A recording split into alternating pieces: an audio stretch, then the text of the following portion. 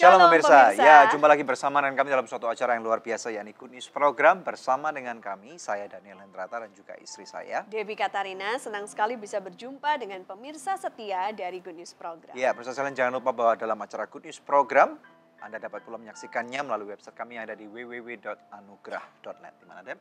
Di www.anugrah.net. Dan bila ada di antara pemirsa yang memerlukan bantuan doa atau konseling, Anda bisa menghubungi kami di nomor-nomor telepon yang tertera di layar kaca pemirsa sekalian. Ya, pemirsa sekalian, kita tahu bahwa setiap manusia lahir pasti diberikan jenis kelamin yang berbeda oleh Tuhan ya. Ada laki-laki dan juga ada perempuan. Dan kita nggak bisa memilih pemirsa sekalian ya. Apapun yang kita mau pilih, semua pilihan ini adalah suatu takdir daripada Tuhan dan Tuhan tidak pernah salah. Nah, hari ini kita ingin membahas tentang kelaki-lakian nih, manhood ya. Jadi menjadi laki-laki ini bukan pilihan, tetapi menjadi laki-laki atau pria sejati ini adalah suatu pilihan yang harus dibuat oleh setiap laki-laki ya. Kita akan menampilkan seorang narasumber yang pasti akan memberkati kehidupan Anda, yaitu Bapak Bram Swindun, dan dari sebuah buku yang dia tulis dengan judul Man of the Kingdom ya. Episode kita hari ini adalah Man of the Kingdom, dan pastinya kita akan belajar rahasia-rahasia kerajaan sorga nih Daniel ya. Bagaimana menjadi seorang pria yang sesuai dengan apa yang diminta Tuhan dalam kerajaannya. Betul. Ya, pasti kita akan belajar banyak khususnya buat para pria. Benar. Ya, karena ternyata pria itu punya peran yang penting dalam kehidupan terutama keluarga Daniel ya. Sebagai seorang suami dan sebagai seorang ayah buat anak-anak. Kita akan banyak belajar hari ini. Untuk itu pemirsa, mari sama-sama terlebih dahulu kita simak satu tayangan video klip yang berikut ini.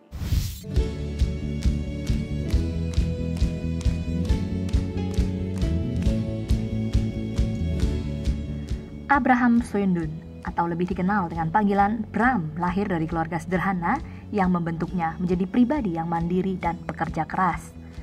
Bram memiliki seorang istri dan 3 orang anak dan merupakan seorang motivator dan pembicara dari banyak public training serta seminar baik di dalam maupun luar negeri. Hingga hari ini, Bram telah melatih dan melengkapi lebih dari 5.000 pemimpin di berbagai kota, khususnya Indonesia. Dalam studio Good News hari ini, Bram Swindun akan berbicara dengan topik Man of the Kingdom. Bagaimana cara hidup dari seorang pria kerajaan Allah yang sesuai dengan tujuan Tuhan atas hidup kita, khususnya sebagai seorang pria. Jangan kemana-mana, penuturan selengkapnya hanya di Good News Program.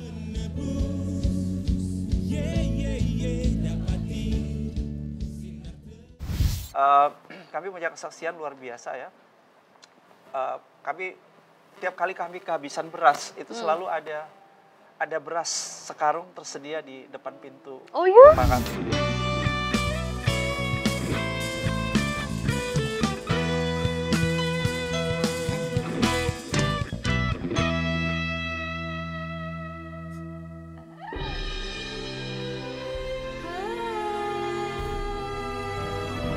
So Good Seafood, lezatnya gak ada yang nandingin. Dari udang dan ikan pilihan. Feel good, so good. Pasti So Good Spicy Wing. So Good Spicy Wing, enak bingit. Mau dong. Feel good, so good. Sayur apa yang besar? Dino Sayurus. Nah, kalau ayam yang besar, ayam semesta. Kalau yang besar dan bikin seru, Sones Jumbo. Baru sosis So Nice Jumbo. Jumbo sosisnya, jumbo serunya, jumbo puasnya. Gimana? Seru? Apalagi kalau pakai sosis Sones Jumbo. So Nice Jumbo, jumbo puasnya.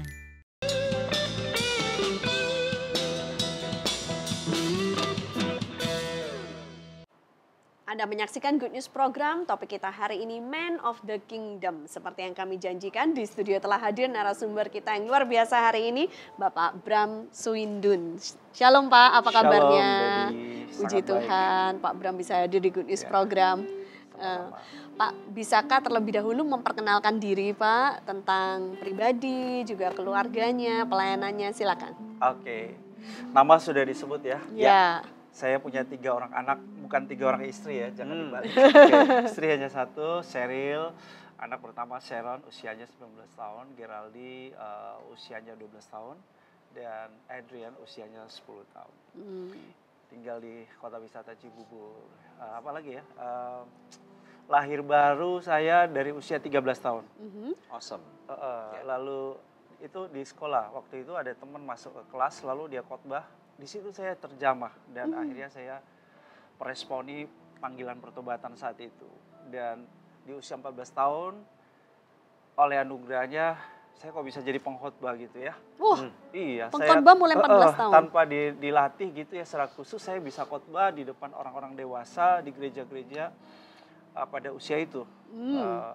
Dan ya sejak hari itu saya terus bertumbuh, saya hampir setiap hari kerjaannya itu pulang sekolah, sembahyang dulu, baru pulang rumah. Lalu bertumbuh di satu persekutuan namanya Youth for Christ Fellowship. Nah di situ di persekutuan itu kita tidak ada program siapa yang khotbah, siapa yang ngajar, tapi kita semua seperti diberi kesempatan dan diberi kebebasan untuk bisa sharing. Mungkin dari situlah kita terlatih bertumbuh untuk bisa khotbah ya. Dan saya bertumbuh terus konsisten sama Tuhan.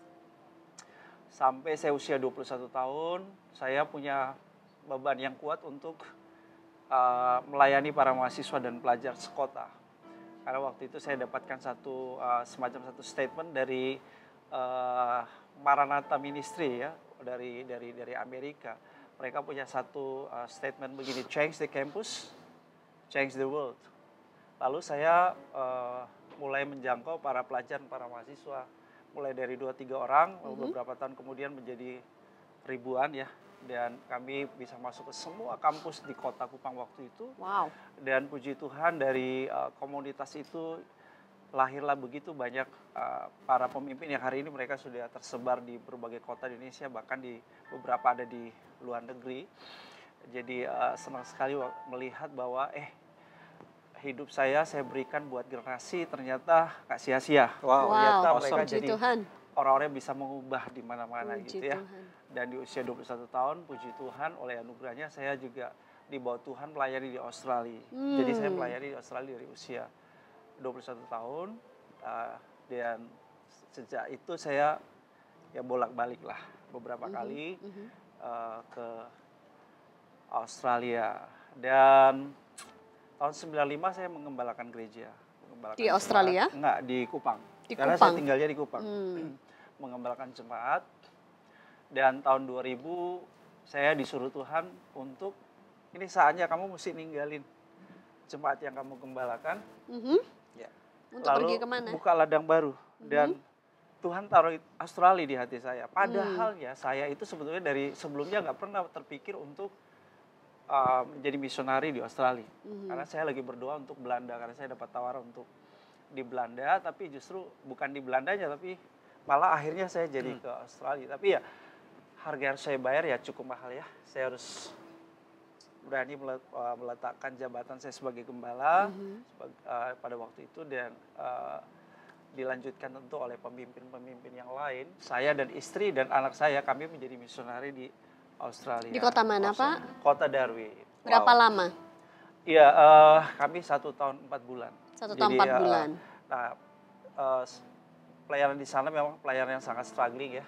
Oleh karena apa? Karena orang-orang di sana, khususnya orang-orang Asia itu sudah sangat western minded begitu ya. Jadi apa ya, mereka sudah tidak terlalu tersentuh sama hal-hal rohani. Mereka itu sudah sangat sekuler banget, dan rasanya kok sulit ya menjamah hati mereka untuk Tuhan gitu ya. Jadi rasanya pergumulannya cukup panjang dan cukup berat waktu kami ada di Australia. Selain itu juga kami ada di Australia itu tanpa dukungan dana dari manapun. Jadi kami diutus tapi Lepas. Ya begitu.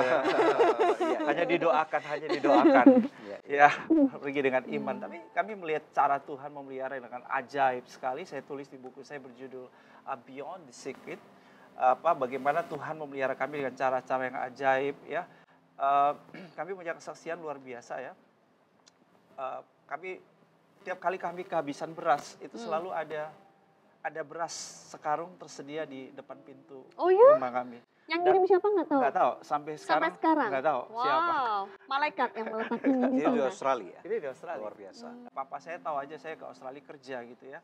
Dia nggak tahu bahwa saya ini jadi misionari di sana nggak ada gajinya. Saya harus struggling by faith. Apa yang harus saya makan besok juga. Karena saya nggak tahu duit untuk pelayanan dan seterusnya saya juga nggak tahu. Nah, waktu itu saya ingin kirim uang untuk adik saya karena saya nggak bisa balik ke Indonesia hanya untuk menghadiri pernikahan adik saya. Saya ingat bahwa uang saya itu di tabungan waktu itu hanya $18 saldonya, $18 Australian. Dan saya bilang sama istri saya, udah kamu di sini, saya nyebrang ke sebelah dan saya ke ATM-nya Commonwealth Bank. Saya cek, siapa tahu ada keajaiban. Bener loh Pak, ada keajaiban. Berapa Pak? Tiba-tiba di saldo saya ada 518. Wow. Saya bingung, ini 518 dari mana? Dari mana 500-nya? 500 ya. Saya istri sampai dari jauh udah senyum. Saya bingung kok aneh ya. Dari jauh udah senyum ya, ada apa ya? Saya bilang yang ada tambah 500. Lalu saya kirimkan 500 itu untuk hadiah buat adik saya. Jadi Tuhan Puji bekerja Tuhan, dengan cara yang puji luar biasa. Tuhan. Iya, Ya. jadi ada-ada aja lah. Puji Amin. Tuhan, Banyak Pak. ceritanya. Kita akan lanjutkan ceritanya Ya, setelah kita akan belajar break ya. lebih dalam lagi dari Pak Bram nantinya. Iya. Ya, oke. Nah, pemirsa, saya juga beberapa kali sih ya pergi ke ATM untuk ngecek saldo gitu dan ternyata nggak mendapatkan tambahan seperti yang Pak Bram pernah alami gitu ya. Kalau Anda ingin mengalami apa yang dia alami, tetap stay tune bersama kami dalam Good News Program. Tapi bayangkan bahwa Kristus mau berkenan tinggal di dalam hidup kita. Siapa kita ya? Iya, jadi bukan sebetulnya gini, kehormatan diri kita itu sangat ditentukan oleh Kristus yang ada di dalam diri kita.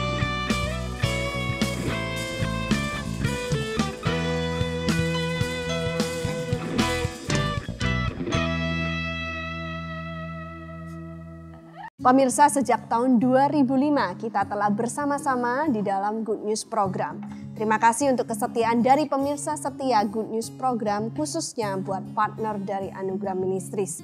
Bila ada di antara pemirsa yang belum menjadi partner Anugerah Ministries, izinkan saya mengetuk hati Anda. Mari sama-sama kita dukung Anugerah Ministries supaya bisa lebih banyak lagi pekerjaan Tuhan yang kita lakukan bersama-sama. Anda bisa menghubungi kami di nomor telepon yang tertera di layar kaca pemirsa atau memberikan taburan di nomor rekening yang tertera. Pemirsa, kami percaya taburan Anda berada di ladang yang subur dan akan membuahkan banyak hasil bagi pekerjaan Tuhan. Tuhan Yesus memberkati.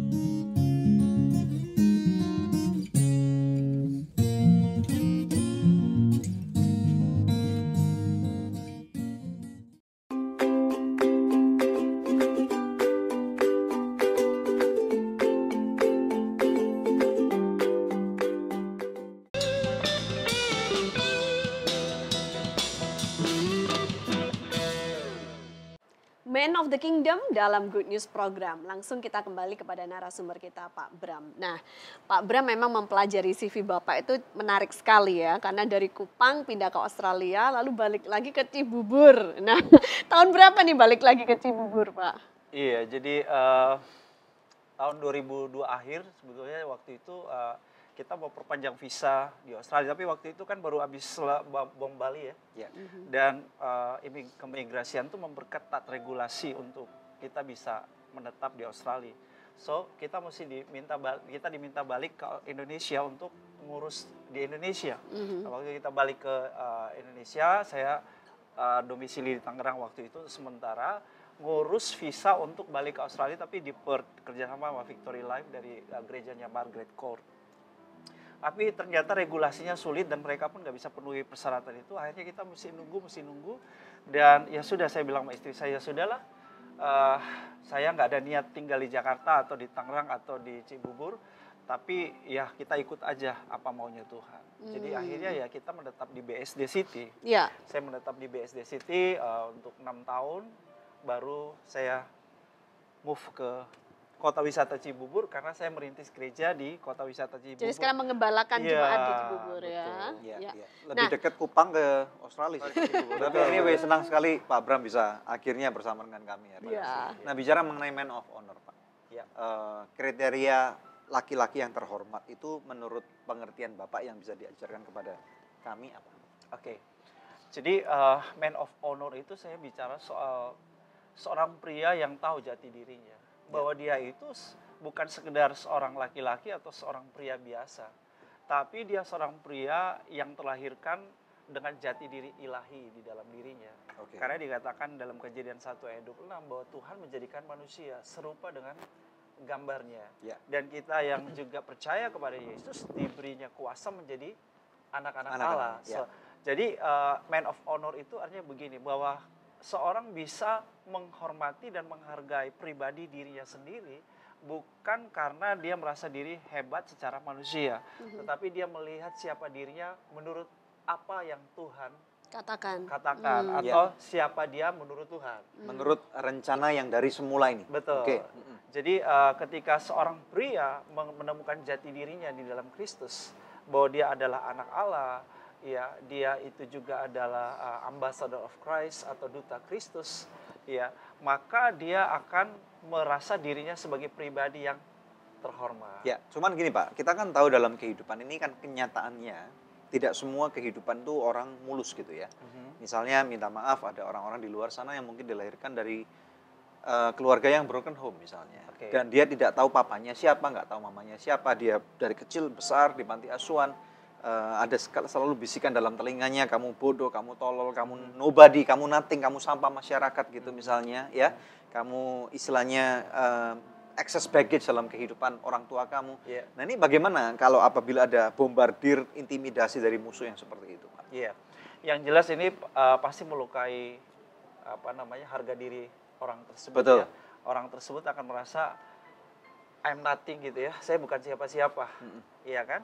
Dia merasa nggak berarti, nggak berharga seperti itu.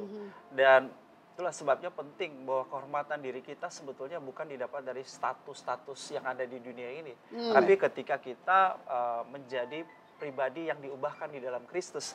Artinya bahwa keberhargaan diri kita sebetulnya adalah ketika Kristus ada di dalam diri kita.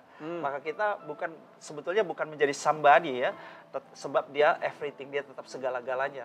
Namun bahwa dengan keberadaan Kristus di dalam pribadi kita, wow, kita merasa sebetulnya kita luar biasa sekali. Siapa kita sampai pribadi dari Sang Pencipta itu.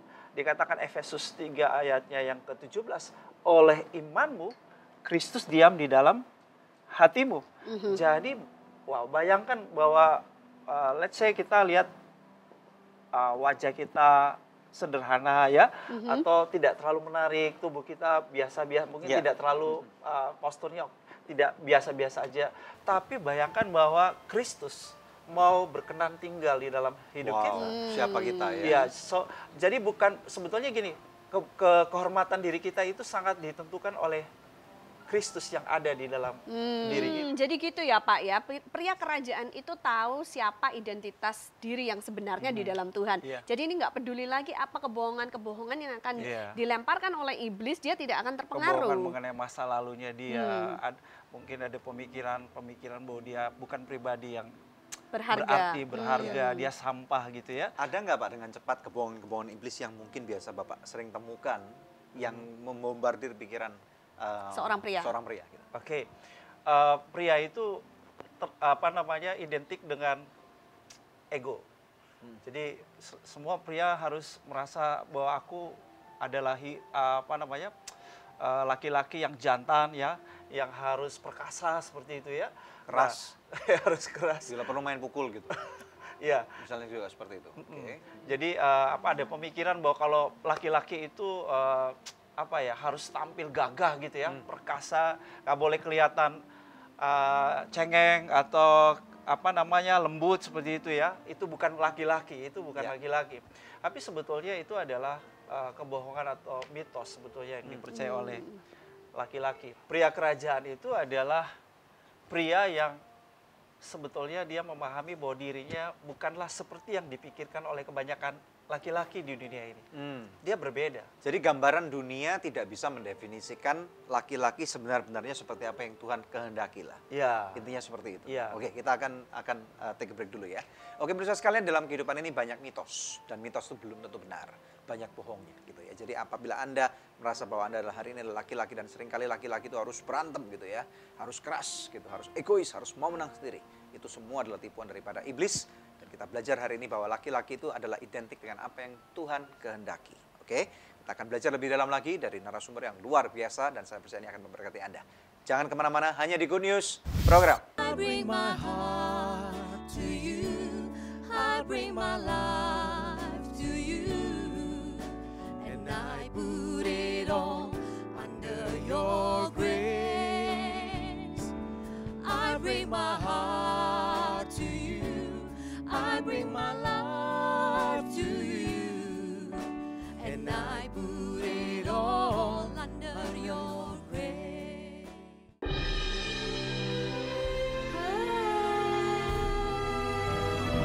So Good Seafood, lezatnya nggak ada yang nandingin dari udang dan ikan pilihan. Feel good, so good. Pasti So Good Spicy Wing. So Good Spicy Wing, enak bingit. Mau dong. Feel good, so good. Sayur apa yang besar? Dino Sayurus. Nah, kalau ayam yang besar, ayam semesta. Kalau yang besar dan bikin seru, Sones Jumbo. Baru sosis Sones Jumbo. Jumbo sosisnya, jumbo serunya, jumbo puasnya. Gimana? Seru? Apalagi kalau pakai sosis Sones Jumbo. Sones Jumbo, jumbo puasnya.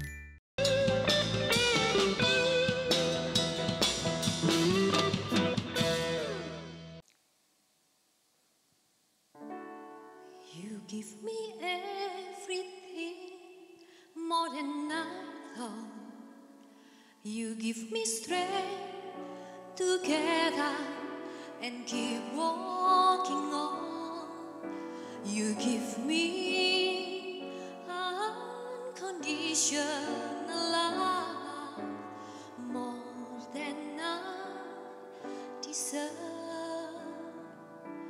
I bring my heart to you. I bring my life to you. And I put it all under your grace. I bring my heart to you. I bring my life to you. And I put it all under your grace.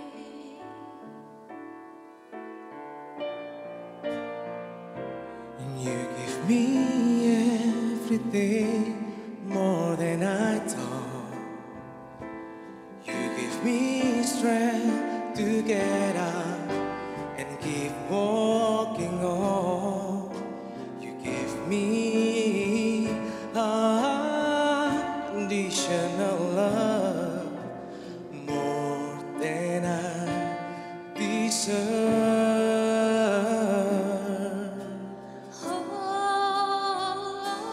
I bring my heart to you. I bring my life to you. And I put it all under your grace. I bring my heart to you. I bring my life to you. And I put it all under your grace.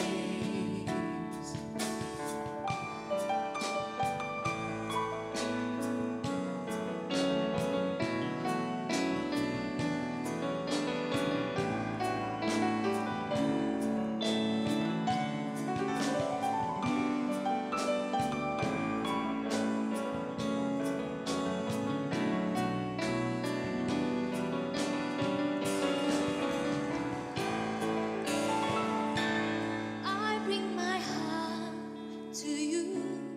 I bring my life to you, and I put it all under your grace. I bring my heart to you. I bring my life to you. And I put it all under your grace. I bring my heart to you. I bring my life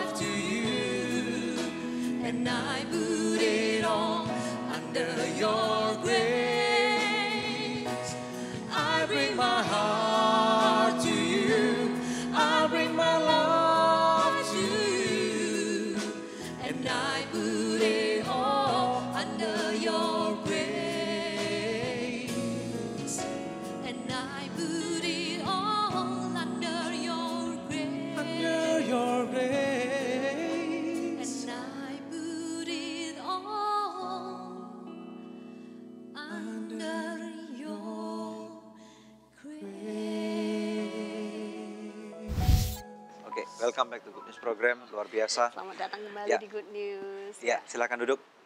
Puji Tuhan. Very nice. Impressive. Ya. Mirel dan Anthony nih ya. Ini udah keberapa kalinya datang ke Good News nih ya? Kedua kali ya, puji Tuhan. Mereka datang khusus jauh-jauh dari Surabaya loh. Iya. Hanya untuk bisa datang ke Good News Program. Betul sekali. Terima kasih banget. Ya. Dan kakak beradik ya kalau nggak salah ingat ya, Mirel sama Anthony. Oh sepupu ya. Oke. Bisa cerita nggak awal dari duetnya kalian sehingga memutuskan untuk akhirnya bisa bareng-bareng untuk kemudian bisa melayani Tuhan gitu? Dari Mirel. Pada tahun 2011 akhir, Anthony ada berkata bahwa Mirel, kan kamu bisa main piano sama ciptain lagu. Bagaimana kalau maksudnya kita buat satu buah pujian, satu buah album yang dimana nanti keuntungannya kita persembahkan kembali semuanya untuk pekerjaan Tuhan. Wow. Okay. Dari situ hati Mirel terketuk karena memang dari kecil kami berdua ini rindu pelayanan tapi kami tidak tahu bagaimana caranya. Ya, dalam kapasitas apa gitu ya? Betul ya, sampai kemudian Anthony mengutarakan seperti itu, ide yang seperti itu, hati Mirel seperti tersentuh. Ini mungkin yang Mirel rindukan ya, pelayanan yang seperti ini gitu. Oke. Sampai akhirnya tercipta satu album ya, pertama Di Kaki Bapa, sampai album kedua You Are the King, dan album yang ketiga I Can Fly Higher. Wow, oke. Nah kalau dari ini versinya Anthony silakan. Sama begitu. Memang awal kalau Anthony pribadi sempat ada perantaraan Tuhan mungkin ya. Memang kayak terbangun gitu. Loh kalau memang kita berdua ini punya talenta di musik, kenapa nggak dikembalikan untuk pekerjaan Tuhan gitu. Yeah. Nah, terus makanya ngutarain ke Mirel, terus ngobrol-ngobrol, ya kita jalan itu. Dan kami berdua juga nggak menyangka kalau sampai hari ini lagu-lagu bisa jadi berkat buat orang juga.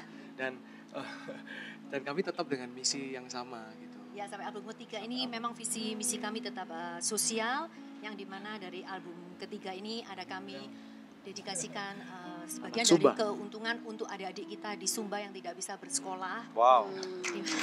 Mantap. Mantap. Jadi supaya mereka bisa dapat hidup lebih layak dan dapat menikmati masa depan.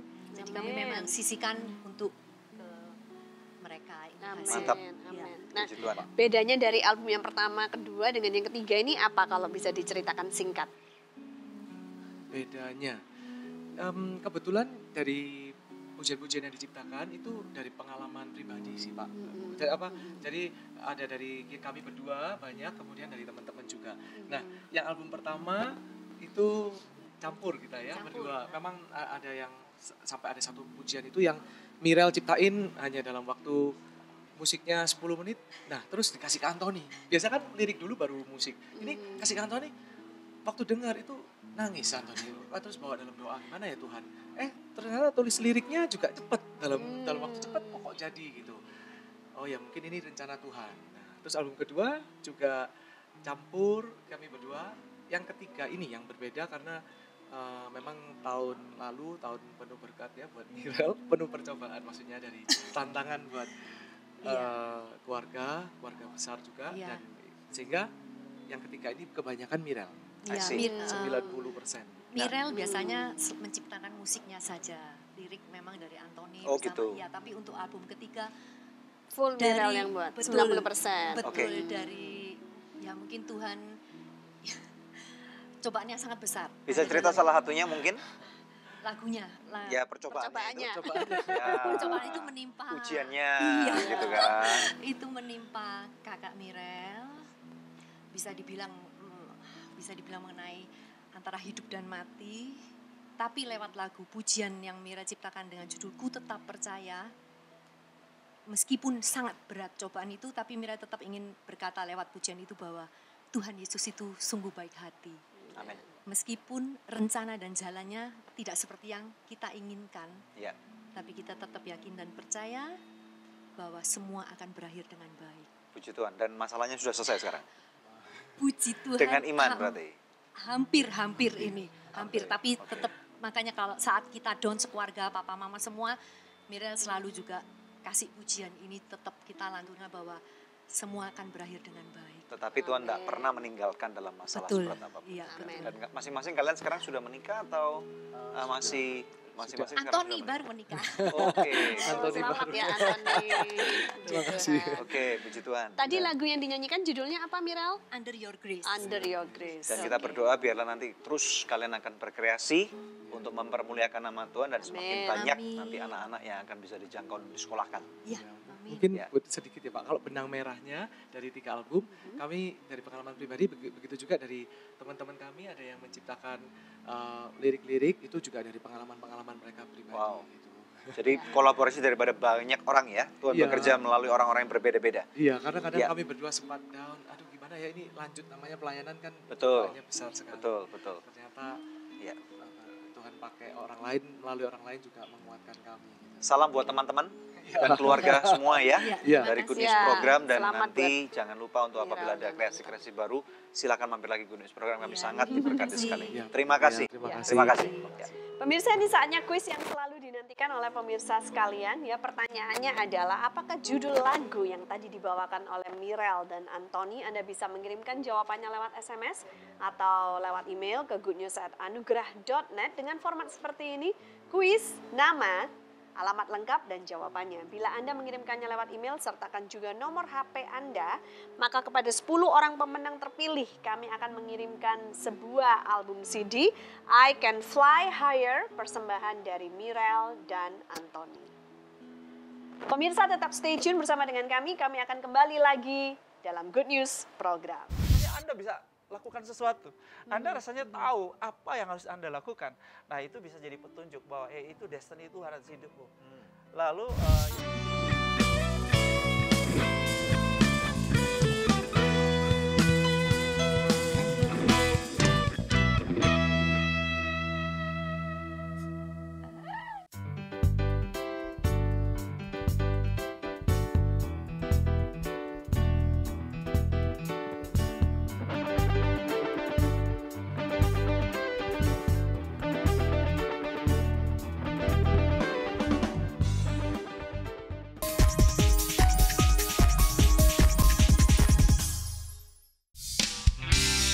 Anugerah Ministries melalui program Church Makeover kembali melakukan permulaan CMO yang ke-37. GPDI Siloam Lauri yang terletak di Desa Sogayadu, Nias, Sumatera Utara, terpilih menjadi proyek CMO kami yang ke-37.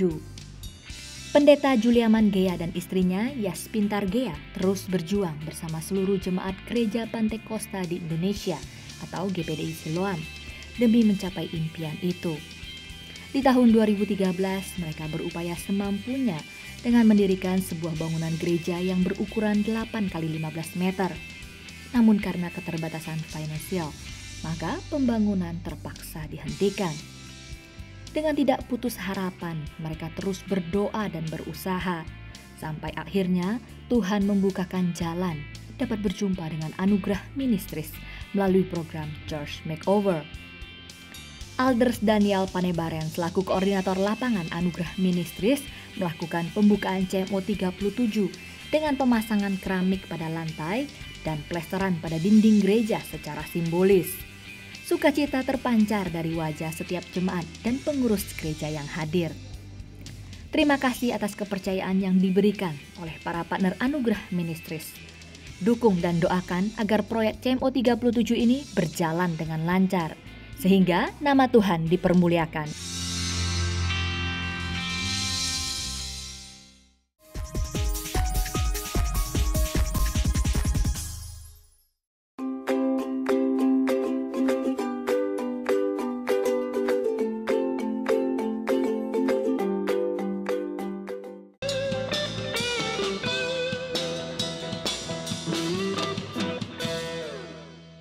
Hari ini kita belajar bagaimana menjadi pria kerajaan, man of the kingdom, bersama narasumber kita, Bapak Bram Swindun. Kita kembali ke Pak Bram.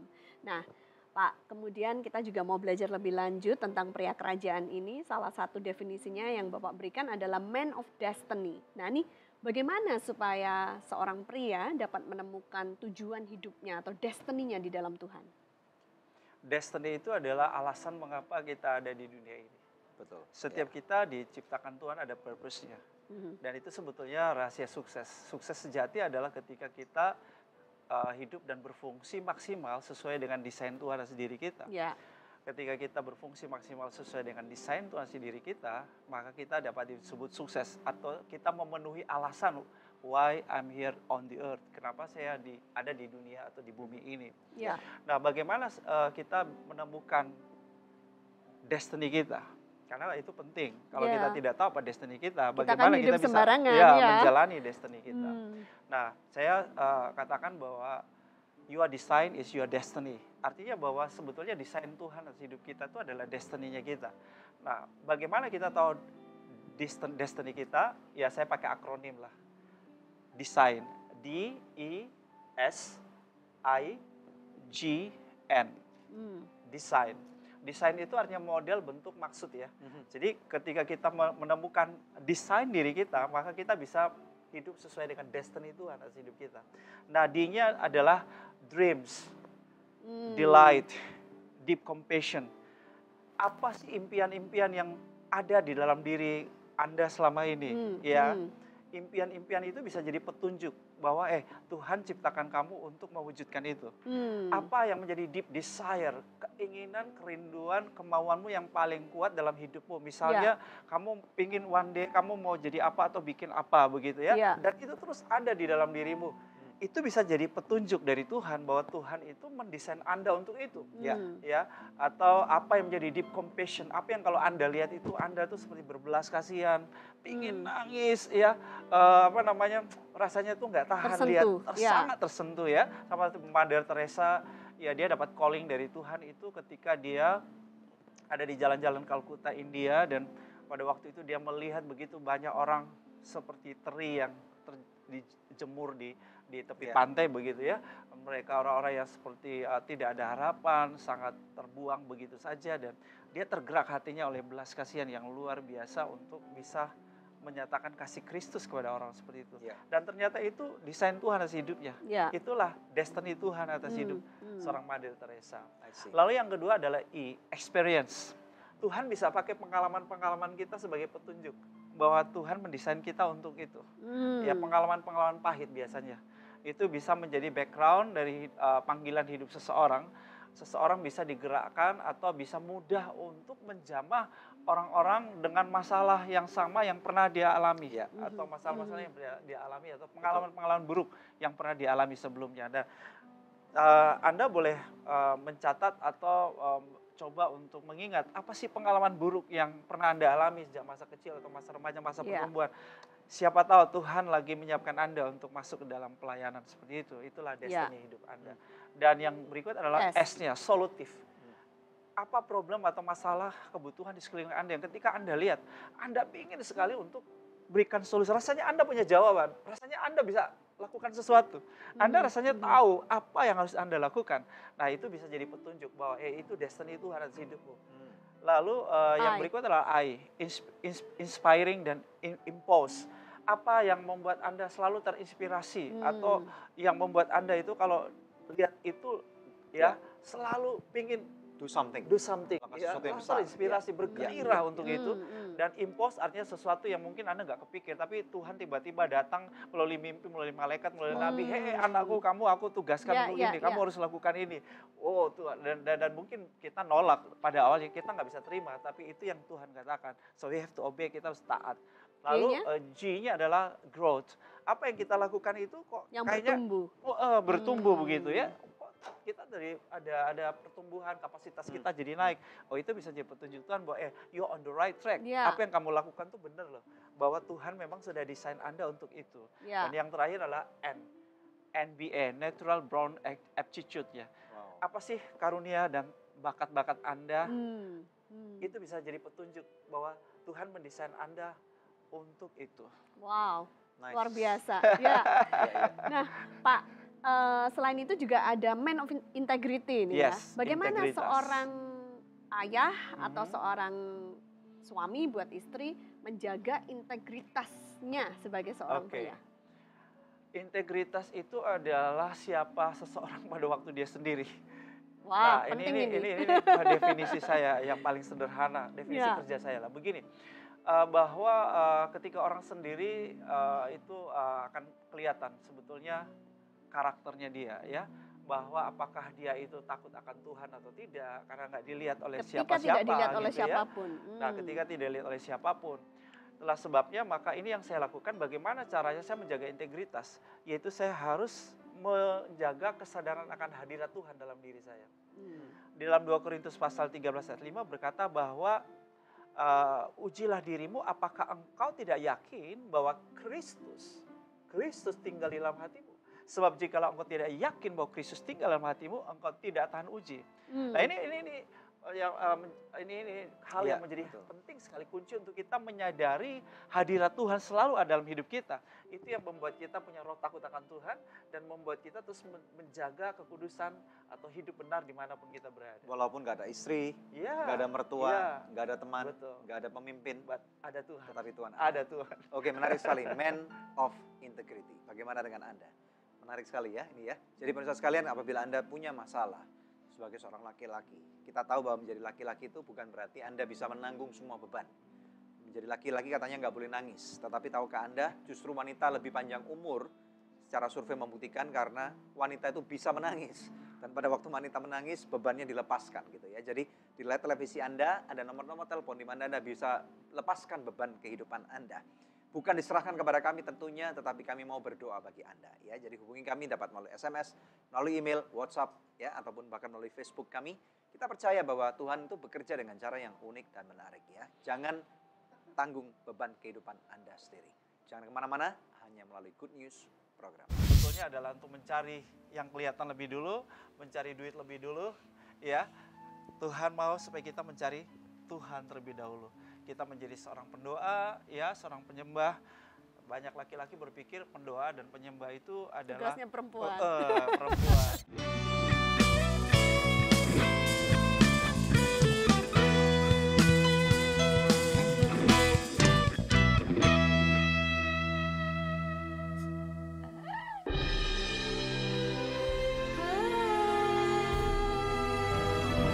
So Good Seafood, lezatnya nggak ada yang nandingin dari udang dan ikan pilihan.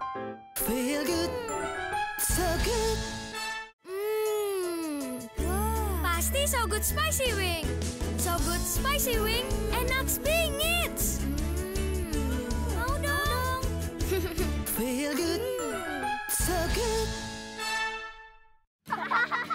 Sayur apa yang besar? Dinosaurus. Nah, kalau ayam yang besar, ayam semesta. Kalau yang besar dan bikin seru, Sones Jumbo. Baru sosis Sones Jumbo. Jumbo sosisnya, jumbo serunya, jumbo puasnya. Gimana? Seru? Apalagi kalau pakai sosis Sones Jumbo. Sones Jumbo, jumbo puasnya.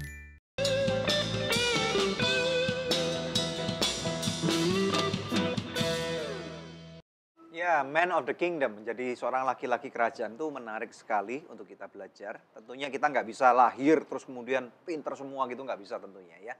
Dan kita hari ini belajar dari seorang narasumber yang menarik ya, yaitu Bapak Bram. Nah, kembali kepada Pak Bram ya, tadi kita udah diajarin banyak hal. Nah ini Pak, ada nggak pengalaman-pengalaman misalnya ada nggak hubungan dengan kalau kita melihat seseorang gitu ya. Mungkin sebagai seorang anak saya melihat ayah saya, mungkin anak saya juga melihat saya gitu ya, atau saya melihat anak saya juga gitu. Pengalaman Bapak bagaimana gitu? Iya, ayah saya punya pengaruh yang besar dalam hidup saya. Ayah saya sosok teladan yang luar biasa buat saya soal integritas. Mantap, ceritakan Pak. Iya, papa saya seorang pegawai negeri dan seorang punya jabatan sebagai pembantu jaksa. Wow. Jadi dia penyidik pegawai negeri sipil. Ya. Ayah saya dalam soal integritas sangat luar biasa sekali. Ya, misalnya dia itu sebetulnya sudah harus jadi camat. Tetapi pada waktu dia kuliah waktu itu APDN ya, Akademi Pemerintahan Dalam Negeri. Ya. Direkturnya selalu minta dia untuk memberikan tanah karena memang dia punya otoritas untuk urusan-urusan tanah di kecamatan. Ini di Kupang Pak ya? Di Kupang. Ya. Tetapi ayah saya nggak mau dan ayah saya memilih untuk berhenti dari APDN daripada kompromi hal seperti itu. Wow. Lalu ayah saya juga pernah membantu pihak rektor Universitas Nusa Cendana, itu universitas negeri satu-satunya di Kota Kupang, mengurus pembebasan tanahnya. Dan setelah urusan selesai, rektor datang menemui papa saya di kantornya dan mengucapkan terima kasih dan juga memberikan sebuah amplop kepada papa saya sebagai tanda ucapan terima kasih. Papa saya sebetulnya nggak mau terima. Papa saya itu nggak mau juga menyinggung perasaan si rektor itu. Papa saya bilang terima kasih untuk apa yang Anda beri ya, karena rektor itu berkata terima ini sebagai ucapan terima kasih dari saya. Lalu sore harinya papa saya ke rumah rektor itu, dan dia membawa kembali amplop yang dia terima dari rektor itu. Dia bilang, Pak, terima kasih. Dia panggil rektornya Tuan, terima kasih. Tadi Tuan sudah memberikan sesuatu kepada saya. Izinkan saya untuk juga memberi sesuatu kepada Tuan. Dia kembalikan amplop itu dengan semua uang tanpa kurang 1 rupiah pun. Wow. Dikembalikan kepada rektor itu. Iya. Dan beberapa kali karena ayah saya tidak bisa kompromi itu beberapa hal tentu, maka selalu dipindah-pindahkan ke kantor camat yang berbeda. Dan akhirnya ayah saya memilih untuk resign, pensiun lebih awal, ya daripada mengkompromikan integritas. Wow. Dan ayah saya juga teladan dari disiplin yang luar biasa. Dia nggak banyak bicara, tapi dia menunjukkan dengan perilaku perbuatan yang luar biasa. Dan saya ingat dia sempat bilang sama saya, nak, papa pingin punya 4 buah rumah karena papa punya 4 orang anak laki-laki. Papa nggak mau nanti setelah dikubur anak-anak papa akan bilang papa nggak bertanggung jawab ya, hanya melahirkan kami tapi tanpa meninggalkan sesuatu buat kami. Padahal ya kalau saya sebagai anak sulung, saya anak pertama, saya nggak berpikir bahwa papa saya harus membuat sebuah rumah buat saya. Tapi ternyata dia genapi bahwa dia berhasil membuat 4 buah rumah. Dan sebelum dia meninggal, apa yang dia katakan itu dia genapi. Wow, mantap, luar biasa. Jadi ini menjadi berbekas sekali kepada hati Bapak dan menjadi satu modal yang besar buat kehidupan Anda untuk menjadi seorang pria sejati. Amin. Kita akan lanjut ke poin-poin berikutnya nih Pak ya. Ada juga man of faith, man of prayer, dan man of worship. Ini bicara tentang hubungan vertikal dengan Tuhan. Betul. Bapak bisa jelaskan tentang hal ini? Hubungan kita dengan Tuhan itu hal yang paling utama sebetulnya. Karena kalau hubungan kita dengan Tuhan bermasalah, sebetulnya hubungan dengan sesama pasti bermasalah. Dan itulah sebabnya maka kita perlu carilah dahulu kerajaan Allah dan kebenarannya, maka semuanya akan ditambahkan. Banyak laki-laki berpikir pendoa dan penyembah itu adalah tugasnya perempuan. Kalau kita laki-laki mah tugasnya cari duit, Pak. Ya, kerja keras banting tulang. Sama cari makan, Pak. Cari makan, itu tugas kita. Tapi pria kerajaan tidak demikian. Pria kerajaan justru adalah seorang imam. Seorang yang selalu masuk hadirat Tuhan, menyembah Tuhan, berdoa syafaat bagi keluarganya dan tentu bagi yang diberkati, Pak. Puji Tuhan. Dan kita percaya bahwa ini nanti dalam segmen yang ini akan berbekas pada kehidupan kita semua, ya. Ya. Nah, pemirsa, sebelum kita jeda sebentar, ada doa yang sudah terjawab yang saya rindu untuk bacakan. Dari seorang ibu di Palopo. Setelah kami doakan, ia mengirimkan SMS kembali dan berkata, Shalom, puji Tuhan berkat doanya, bayi yang saat ini sedang saya kandung kembali sehat. Sekarang jantungnya sudah kembali normal, puji Tuhan pemirsa. Masih adakah di antara pemirsa yang memerlukan bantuan doa atau konseling? Anda bisa menghubungi kami di nomor-nomor telepon yang tertera di layar kaca pemirsa sekalian. Karena tim konseling dan doa kami siap untuk membantu Anda. Tetap stay tune bersama kami akan kembali lagi dalam Good News Program. Saya bisa memilih siapa saja yang akan berbicara atau memberikan influence, pengaruh, warna di dalam kehidupan saya.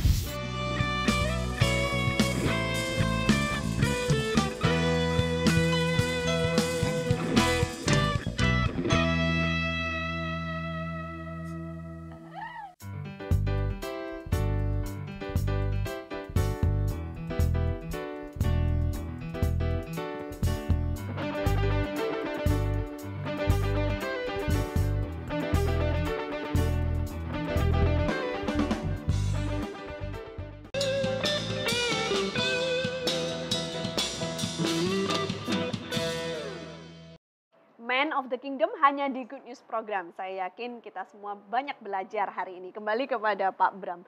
Nah Pak, tadi sudah banyak diberikan kriteria dari seorang pria kerajaan.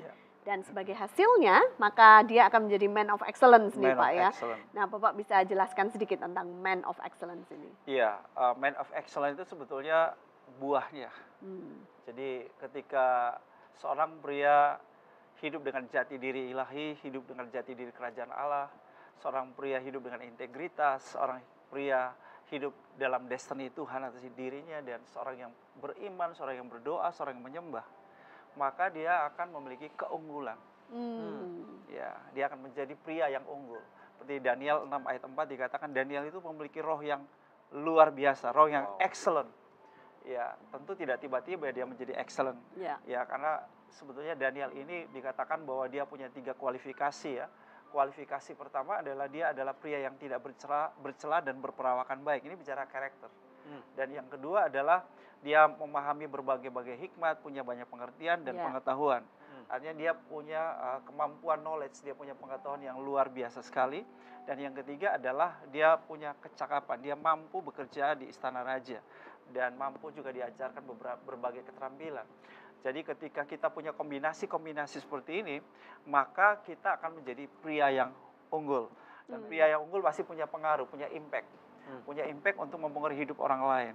Yang mempengaruhi hidup orang lain untuk inspiring dari hidupnya, dan banyak orang juga akhirnya akan menjadi pria yang juga baik karena ada pria unggul yang mempengaruhi hidupnya tentunya.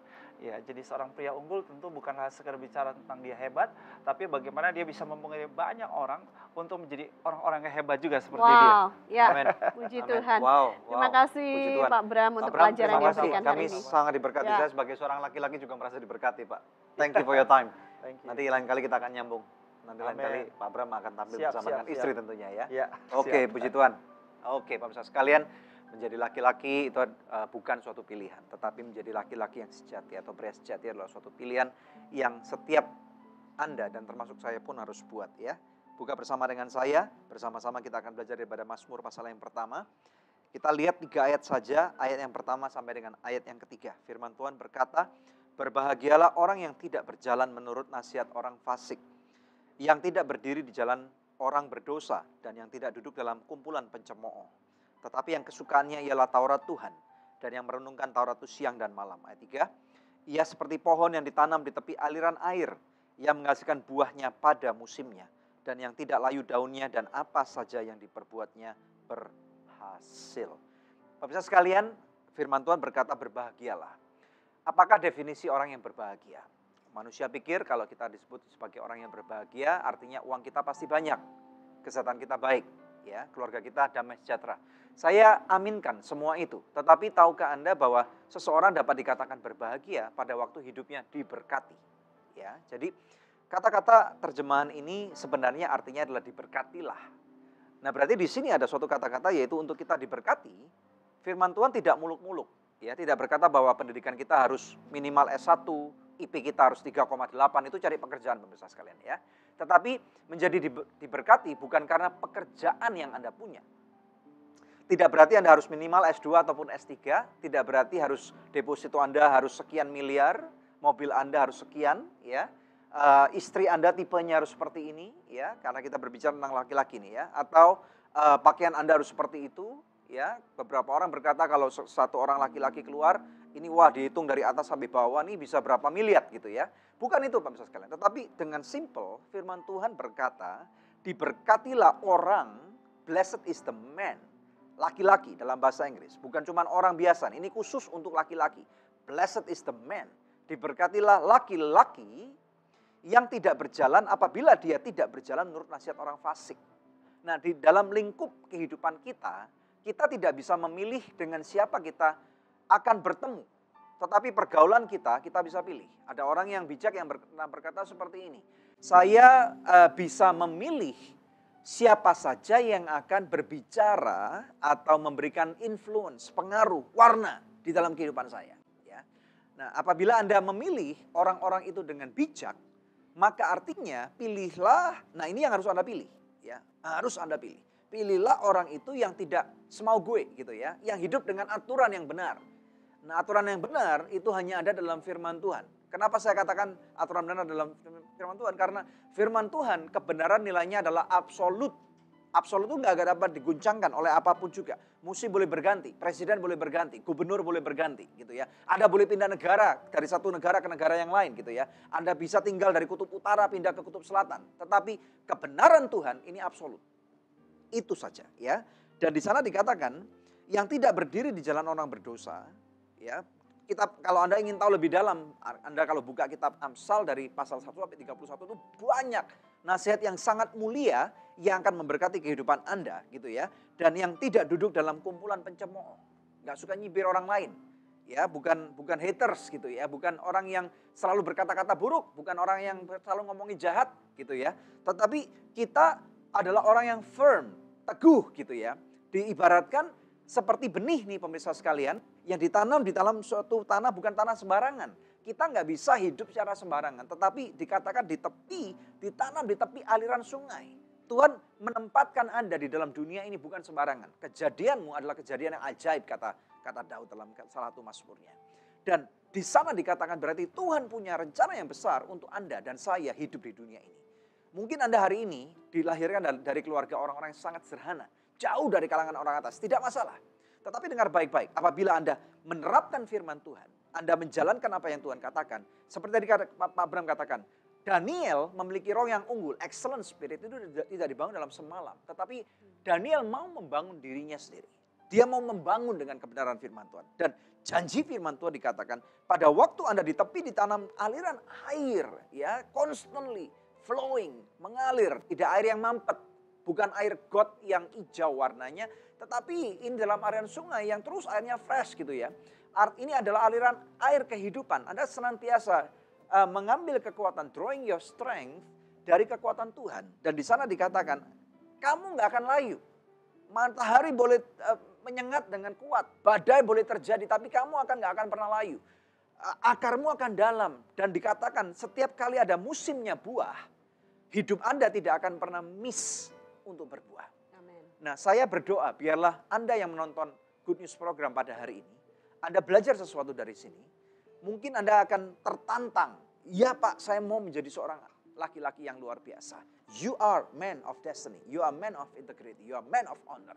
Engkau adalah laki-laki daripada kerajaan yang Tuhan tempatkan di muka bumi ini. Sehingga hidupmu harus dan akan berdampak. Ada anak-anakmu yang lagi melihat kehidupanmu. Ada istrimu yang lagi melihat kehidupanmu. Ada orang-orang sekelilingmu dalam influence Anda yang sedang melihat kehidupan Anda. Dan yang penting pemirsa sekalian, pada waktu Anda menjadi orang yang berdampak, hidupmu berbuah. Dan buah-buah kehidupan Anda mempermuliakan nama Tuhan. Nama Tuhan dipermuliakan karena kehidupanmu. Amen. Anda mau menjadi berkat? Maukah kita berdoa bersama-sama? Karena kita percaya bahwa pada waktu kita berdoa, kita menarik kekuatan daripada Tuhan. Mari kita berdoa. Bapak, di dalam nama Tuhan Yesus Kristus, kami mau berdoa untuk setiap laki-laki yang ingin berubah. Mereka yang tahu bahwa mereka memiliki suatu keterbatasan. Tuhan lawat kehidupan mereka. Biarlah hidup mereka menjadi garam dan terang daripada dunia ini. Sehingga mereka benar-benar menjadi laki-laki kerajaan. Laki-laki yang sangat berharga di matamu. Engkau berharga pemirsa sekalian. Mungkin hari ini Anda berkata Anda jauh daripada Tuhan. Tetapi Tuhan tidak pernah jauh daripada Anda. Terima, kembali kepada Tuhan. Dipulihkan kehidupan, dipulihkan keuanganmu, dipulihkan keluargamu. Terima dan dipulihkan jati dirimu. Gambar Tuhan tertera dengan baik dalam kehidupan. Engkau kepala dan bukan ekor, naik dan tidak turun. Aku memberkati hidup pemirsa sekalian dalam nama Tuhan Yesus Kristus yang diberkati oleh Tuhan bersama dengan saya katakan. Amin. Amin. Amin. Pemirsa, satu episode yang luar biasa telah kita lalui bersama. Kami percaya Anda diberkati sama seperti kami di studio juga diberkati. Tiba saatnya untuk kami pamit undur dari hadapan pemirsa. Kita akan berjumpa kembali di pekan yang akan datang di hari, jam, dan stasiun televisi yang sama. Saya Devi Katarina bersama dengan suami saya Daniel Hendrata, dan jangan lupa untuk selalu cek di website kami yang ada di www.anugerah.net dan juga cek di fanpage Facebook Anugerah Ministries. Terima kasih. Tuhan Yesus memberkati.